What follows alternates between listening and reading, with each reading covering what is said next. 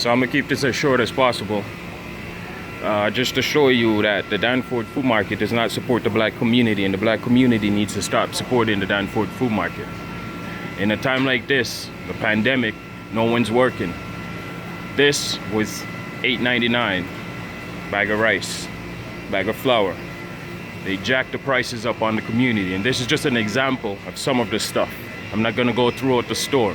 I need y'all to make this video go viral, because the black community needs to stop supporting the Danforth Food Market until they start supporting the black community, or the community in general, because it's not good. It's not good. It's not a good look.